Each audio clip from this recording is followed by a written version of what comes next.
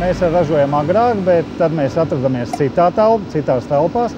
2006. gadā, pateicoties daļēji šai Eiropas atbalstam, Eiropas naudām, mēs uzlabojām 3 ražotnes. Tā bija šī te stiklu pakešu ražošana, tad bija plasmas logu ražošana, rūpnīca un metāla konstrukcija ražošana. Un tagad pagājušā gada rudenī mēs atvērām jaunu rūpnīcu. Līdz ar to tas veidojās pakāpeniski. Kopš šī te visa, kas jums ir aiz muguras, jūs esat arī eksportspējīgs uzņēmums. Jā, mēs esam eksportspējīgs uzņēmums, un mēs ne tikai esam, bet mēs arī to darām.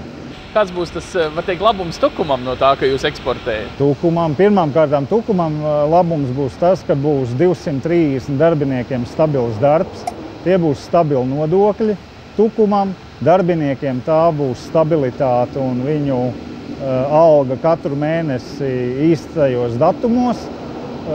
Uzņēmumam pašam tā būs iespēja attīstīties, augt un domāt par tālāku attīstību un par jauniem produktiem. Šeit mēs stāvam vietā, kas ir jūsu jaunākais Eiropas projekts, ja? Ar ko viņš ir īpašs, pilnīgi jauna nozare priekš jums? Pirmām kārtām pilnīgi jauna nozare priekš mums, otrām kārtām ļoti interesanta nozare, jo šajā rūpnīcā tiek ražoti izstrādājumi no metāla loksnēm.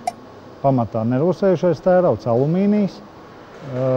Un šajā rūpnīcā notiek arī, daļā no rūpnīcas notiek arī pulveru krāsošana. Tas ir gatavās produkcijas jau gala apstrāde. Ja? Tad šī darba vietā nav vajadzīgs vienkārši tāds cilvēks, kas prot metālu apstrādāt. Te ir vajadzīgs jau gudrinieks, kam dators ir draugos un viss lietas. Vai Tukumā ir gana tādu cilvēku, kas uzņemās tādu saucamo augstu kvalificētu darba vietu?